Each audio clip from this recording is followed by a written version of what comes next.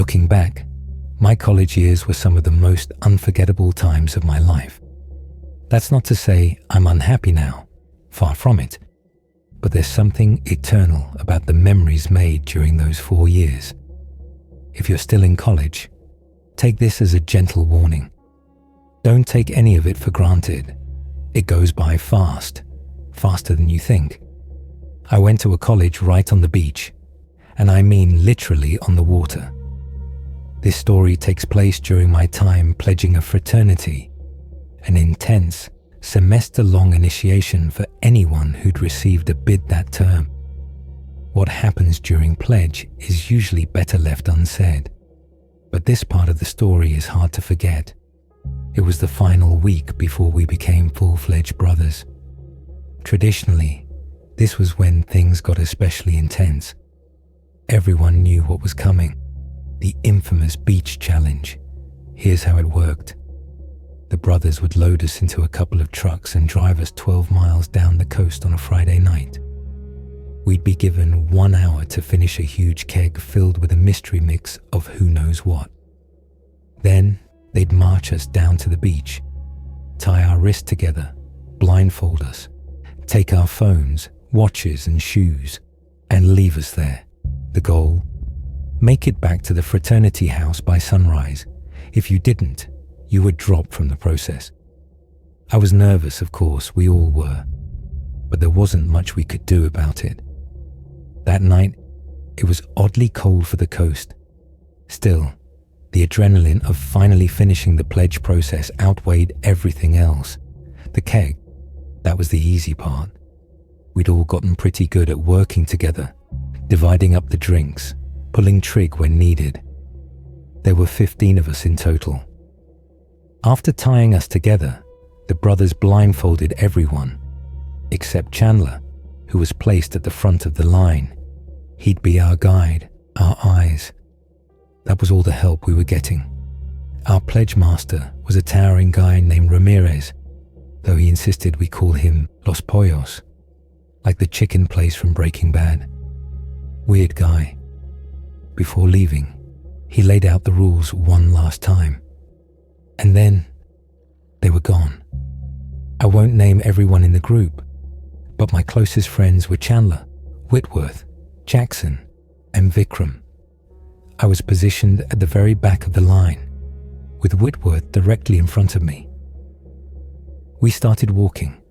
Without phones or watches, we had no idea how far we were going or how much time had passed.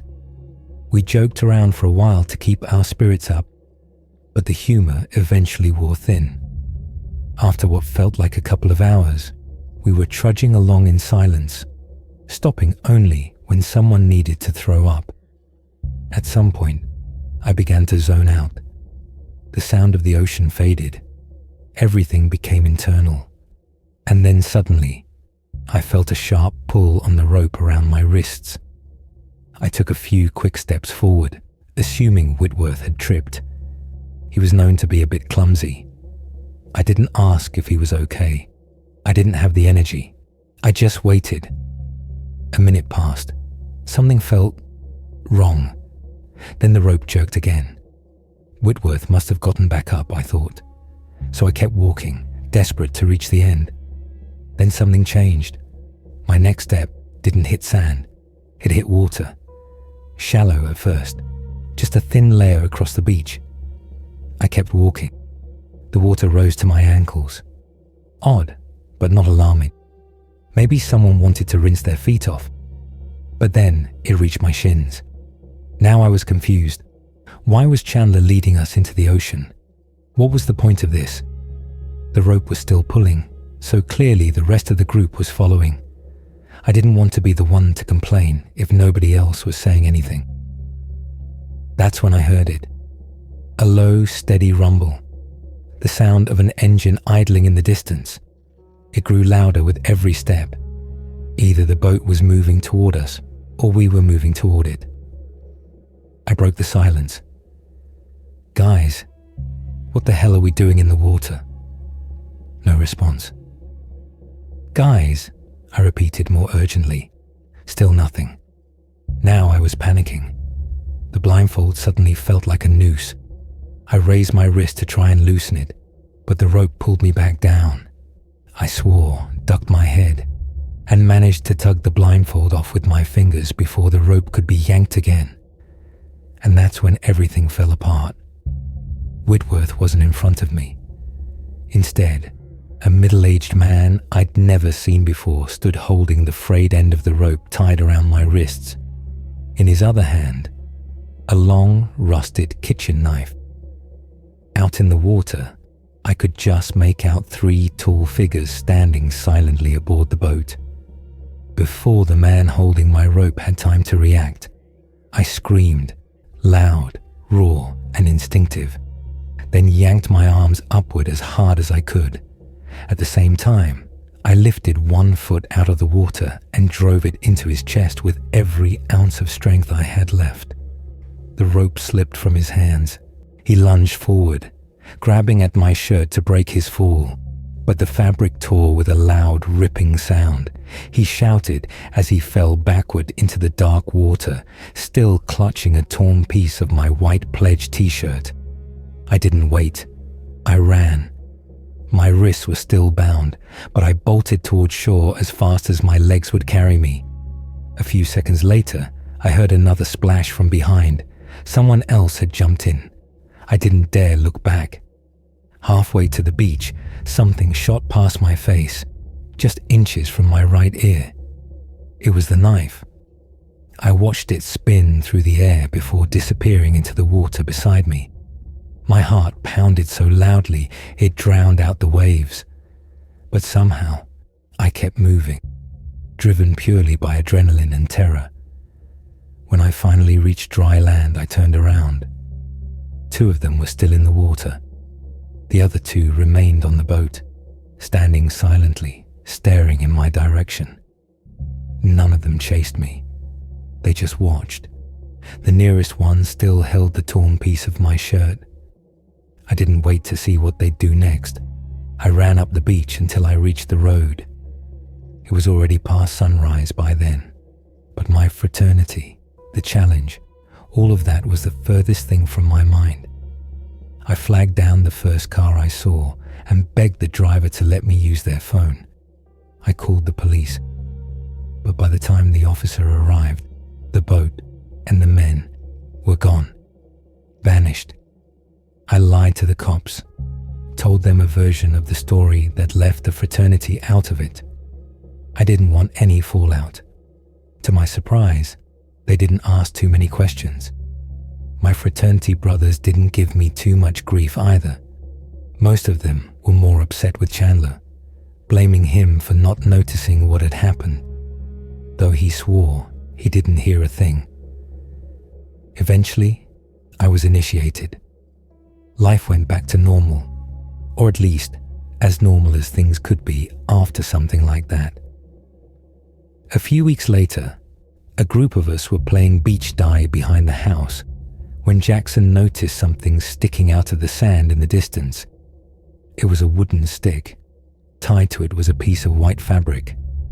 I didn't even need to walk closer to know what it was. The design was unmistakable. It was the missing piece of my pledge shirt. To this day, I have no idea how they knew what fraternity I was in.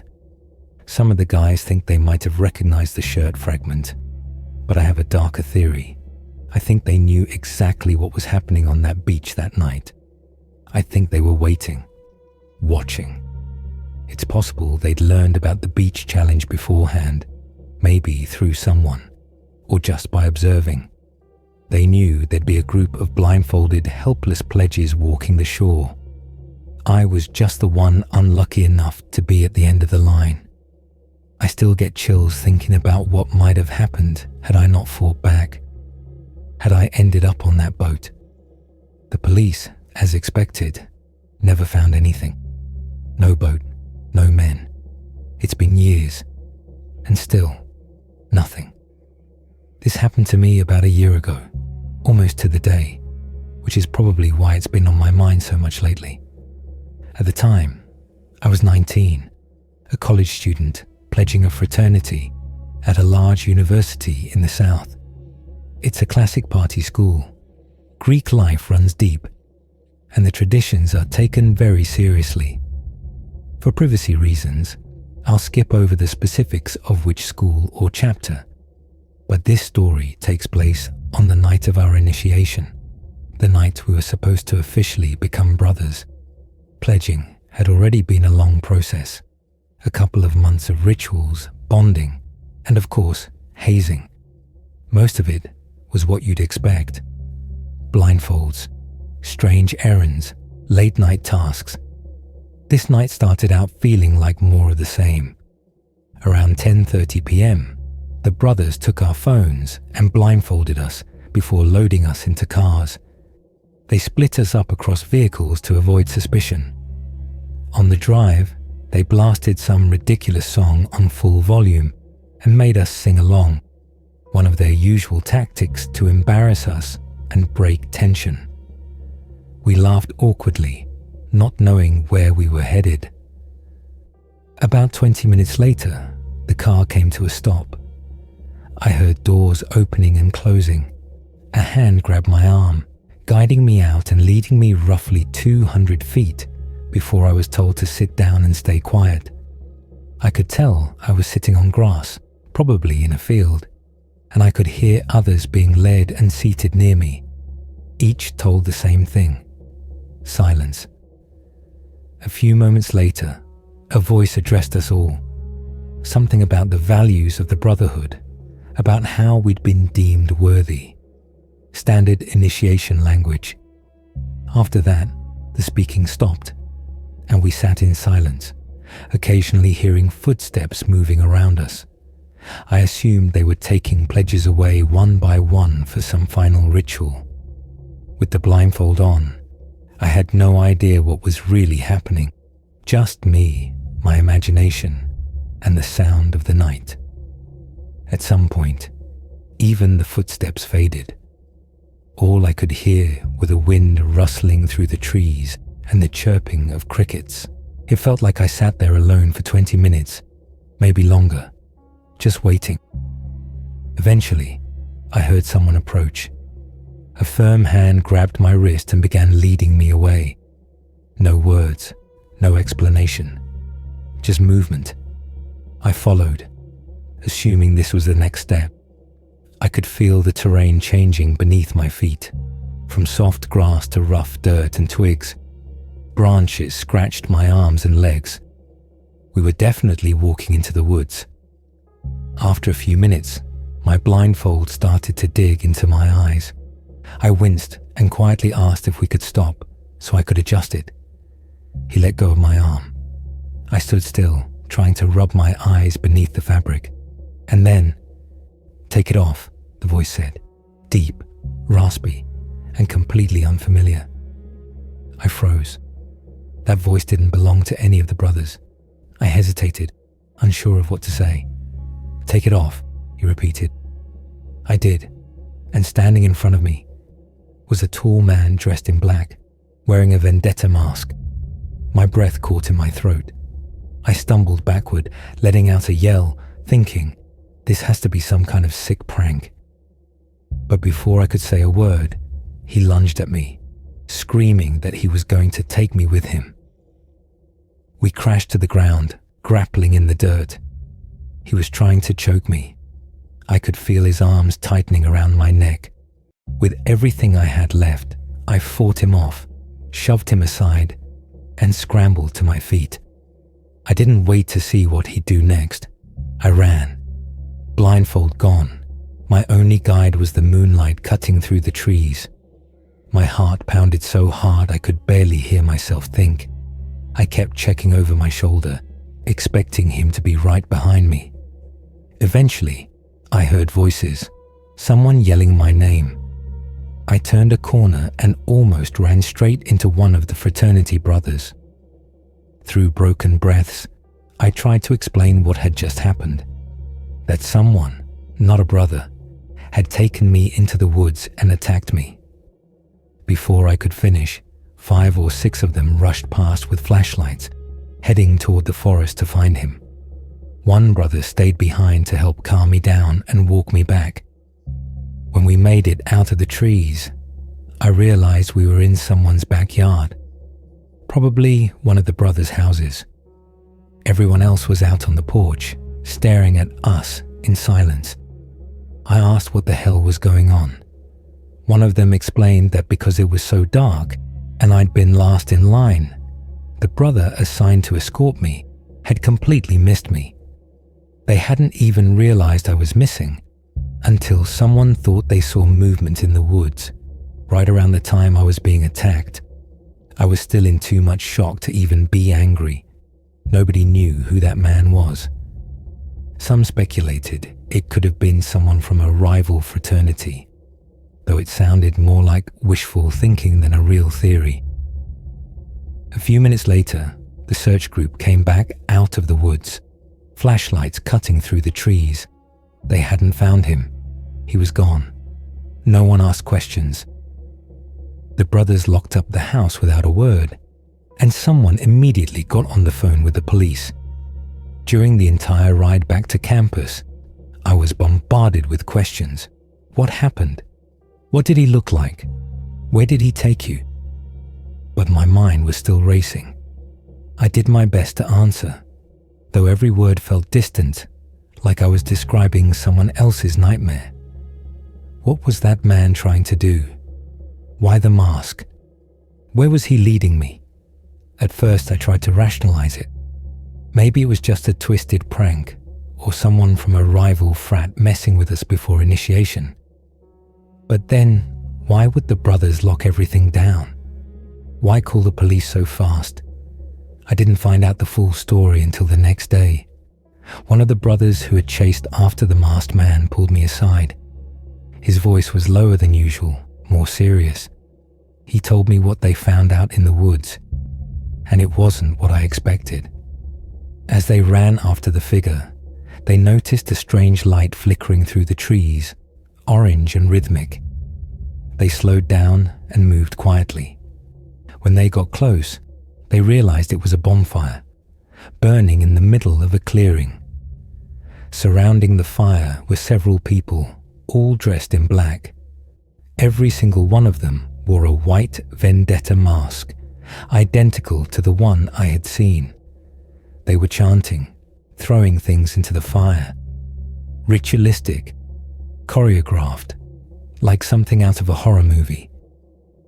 Then one of the brothers accidentally stepped on a branch. The snap echoed through the woods, and just like that, the chanting stopped. All of them turned, dozens of mask-covered faces staring in silence, and then they ran, straight at the brothers. There was no time to think. The guys took off, sprinting back toward the house, yelling for everyone to leave and call the cops. That night, we didn't just stumble into some hazing gone wrong. We walked right into what looked like an actual cult ritual deep in the woods. I couldn't sleep for nights after. I kept replaying everything in my mind. The blindfold, the voice, the hands guiding me, the feeling of being completely powerless. But the worst part? It wasn't over. A few days later, some of the brothers were tossing a football in the backyard of that same house. One of them went to retrieve the ball and stopped cold. Hanging from a tree, just beyond the fence, was a white vendetta mask. Perfectly clean, perfectly still. They called the police again. Officers came, took it as evidence, and promised to look into it. Whether they ever found anything, none of us were told. Maybe they didn't want to admit what we had seen was real, or maybe they didn't believe it in the first place. I still don't know who those people were or what they were doing out there. But I think about it often, and I know how lucky I was that I didn't follow that man all the way into the clearing. I don't have scars or lasting injuries. I walked away with nothing but a wild story.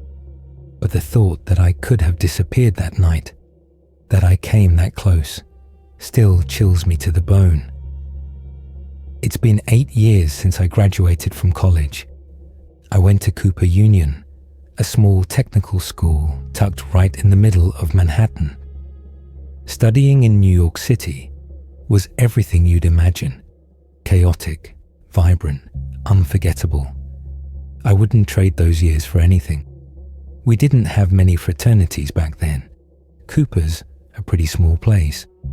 But I made sure to join one of the few that existed, mostly because I wanted access to parties and a sense of community. I was a fairly regular guy, so getting a bid wasn't much of a challenge. Most of our pledge events were on the tamer side, mild hazing, some late-night scavenger hunts, that kind of thing. But, as I would eventually learn, those were just the warm-up. What I'm about to tell you probably isn't supposed to leave the Brotherhood, but considering how long it's been, and the fact that I highly doubt they're still doing this, I figure it's safe to share.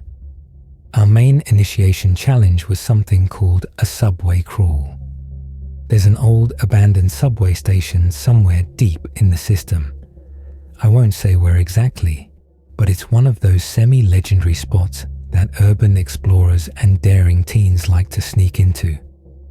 The challenge was to sneak into one of the active platforms, walk the tracks to the abandoned station, take a photo as proof, and then continue on to the next platform before the next train arrived. Sounds reckless, right? It was, but we weren't completely without caution. The route was carefully mapped out using MTA schedules to make sure no trains would be running through while we were on the tracks. We were told we'd have enough time to walk the distance safely, so long as we stayed alert and avoided the third rail. As someone who'd been into urban exploring before college, this wasn't terrifying. It was exhilarating. Honestly, I was more excited than scared. The night of the crawl, it was maybe 3 a.m. on a random weekday, chosen specifically for how few trains would be running. There were 10 of us in total, which tells you how small our school really was. No need to name everyone, but my closest friend in the group was a guy named Riker, an Albanian kid with a wild sense of humor. We always told him he should try stand-up. He also smoked an absurd amount of weed, which, unfortunately, is important to this story. We made our way into the subway tunnel without any issues. The brothers gave us 2 flashlights and 1 old cheap film camera for the group, because of course they did. That was it. No extra gear, no backup plan. Since we were at the back of the group, I was originally handed one of the flashlights, but after some guy near the front started complaining he couldn't see, I gave it up. It felt like the right thing to do at the time. Not even 30 seconds into the walk, Riker decided to have one of his brilliant ideas. He pulled a pre-rolled joint out of his jacket and gave me that signature grin, motioning for me to stop. "I don't have enough to share," he whispered, nodding toward the rest of the group, who were already moving ahead, their laughter echoing off the tile tunnel walls. Against my better judgment, I gave in. I mean, when else would I have a chance to light up in an abandoned subway tunnel? So we smoked. The others disappeared further down the tracks, their voices getting quieter, bouncing off the tunnel walls. We finished up and started walking again, now far behind the group. The weed hit me harder than expected. Riker's stuff always did, and I felt more spacey than I was comfortable with. My tolerance wasn't anywhere near his. Trying to catch up, we picked up the pace. That's when we saw something. About 50 feet ahead, blocking the narrow path along the edge of the track, stood a figure. Just a shadow at first. With no flashlight, we had to rely on the dim tunnel lights to make it out. I squinted, trying to bring the silhouette into focus. Someone was standing there, still, not saying a word. There was definitely someone on the track. They were standing completely still, directly in our path, facing us, motionless. Just the dim tunnel lights casting long shadows behind them. It It was unsettling. "David," Riker called out, his voice cutting sharply through the silence. No response. Then, almost like a cruel joke, we heard David's voice echo from further down the tunnel, ahead of us with the others. We both froze. Whoever was standing in front of us wasn't part of our group. The realization sank in like a stone in my stomach. And as if David's voice had flipped a switch, the figure suddenly sprinted toward us, full speed, no hesitation. We turned and ran, hard. I was still high, and panic set in immediately. My brain wasn't moving fast enough to process what was happening. The worst part, the footsteps behind us were nearly silent. No breathing, no shouting, just that creeping sense of something rushing up behind us. It felt like we were being chased by a shadow. Riker's hand clamped around my arm, gripping tighter than I'd ever felt. The usual jokes and easy confidence were gone from his voice. "Faster," he hissed. His fear mirrored my own. We had time before the next train, but running back felt like the wrong move, and apparently Riker felt the same. He suddenly yanked me sideways toward the divider, a narrow concrete median separating two sets of tracks. Without thinking, we crossed over to the opposite line and started sprinting toward the abandoned platform again. It was a reckless move. Now, we were running on a track we hadn't planned for, with no idea when the next train might come barreling through. But at least we were heading in the right direction. I prayed the divider maneuver had thrown our pursuer off. It hadn't. A quick glance behind us confirmed that the figure had crossed over too and was still chasing us. The problem? There were only a few places where it was even possible to switch tracks. We'd have to hope another crossing point appeared before a train came. Doubling back wasn't an option anymore. We kept running. My lungs burned, my legs were screaming, and nausea was crawling up my throat. Riker kept swearing under his breath, scanning ahead for any sign of a break in the divider. But there was nothing. Then the track began to hum. A low vibration beneath our feet. Light. A faint glow at the far end of the tunnel. A train was coming. Fast. I almost stopped. I considered turning around to confront whoever was behind us. But then Riker shouted, "Right here!" A break in the divider, finally. We didn't hesitate. We jumped across, barely clearing the gap, and landed back on the original track. We ran the last stretch with everything we had, hearts pounding, legs threatening to give out. 30 yards later, we reached the platform. The others were there, staring at us like we were insane. Riker immediately launched into an explanation, while I collapsed over the edge of the platform and threw up. 30 seconds later, the train roared by, on the other track, the one we'd just been on. The timing couldn't have been tighter. Riker and a few of the others stood at the edge, waiting, ready to confront whoever had been following us. But no one appeared. Just when we started to think maybe we were in the clear, a wild, distant scream echoed from somewhere deep in the tunnel. It was raw, human, but unhinged. To this day, I still have no idea how that person avoided the train. We waited for our own line to clear, then sprinted out of there as fast as we could. None of us spoke much on the way home. Looking back now, we probably just encountered some homeless guy. Maybe high out of his mind, maybe mentally unstable, maybe neither.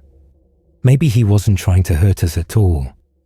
But in that moment, fear took over. And fear doesn't ask questions.